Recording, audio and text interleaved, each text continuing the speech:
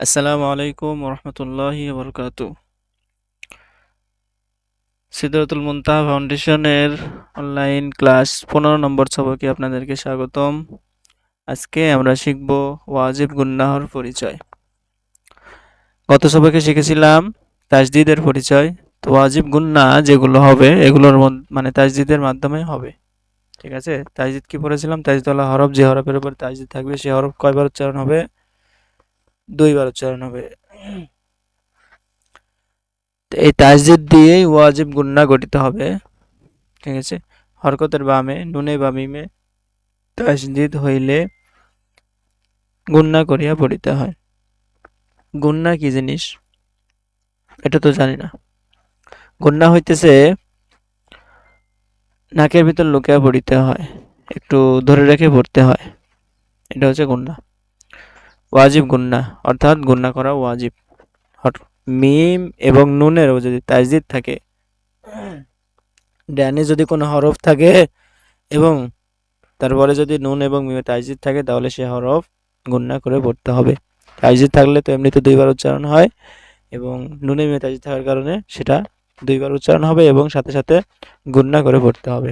যেমন আইন মিম জবর আম, মিম জবর মা, আম্মা। জিম নুন জবর জান, নুন জবর না, জান্না।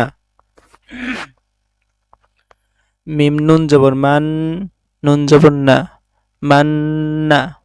সা মিম পেশ সুম, মিম জবর মা, সুম্মা। হা নুন পেশ হুন, নুন জবর না, হুন্না।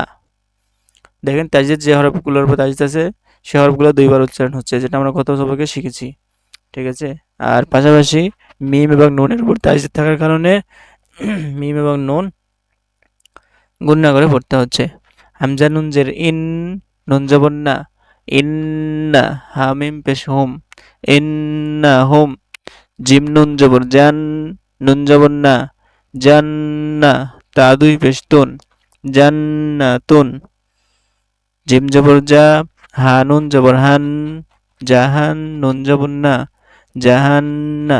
মিম জবর মা, জাহান্নামা। ইয়া জবর ইয়া, জ নুন পেশ জুন, নুন পেশ নু, ইয়াজুন্নু।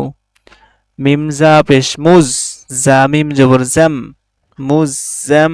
মিম জের মি, মুজাম্মি, লাম পেশ লু, মুজাম্মিলু। এখানে একটা বিষয় খেয়াল করবেন, জা এবং মিম 2টার উপরে দেখেন তাসদিদ আছে, তাহলে প্রথমবার মিম জা পেশ মুজ। ঠিক আছে, জায়ে তাসদিদ যেমনি পড়তে হয় সেরকম ভাবে পড়তে হলো, মিম জা পেশ মুজ। আবার জাটা যে আলাদা পড়তে হবে এখানে বিষয়টা এরকম নয়, কারণ মিমের উপরে আবার তাসদিদ আছে। তো তাসদিদ তার পূর্বে হরফের সাথে একবার উচ্চারণ হয়। ঠিক আছে, তো এদিক দিয়ে জাটা আবার মিমের সাথে ধরতে হবে, মিমটা জাটা আলাদা উচ্চারণ করলে হবে না। যেমন এই জায়ে তাসদিদ থাকার কারণে মিমের সাথে উচ্চারণ করা হলো, তারপরে সেম এরকম মিমে তাসদিদ থাকার কারণে মিমের পূর্বে হরফ জা, এই জায়ের সাথে পড়তে হবে। মিম জা পেশ মুজ, আবার জা মিম জবর জাম, মুজাম। মিম জের মি, মুজাম্মি, লাম পেশ লু, মুজাম্মিলু। তো এই ছিল আজকের সবক। ভালোভাবে পড়বো ইনশাল্লাহ। যদি কোনো সমস্যা থাকে বুঝতে, তাহলে সবকের শেষে নাম্বার দেওয়া থাকবে, নাম্বারে কন্ট্যাক্ট করবেন।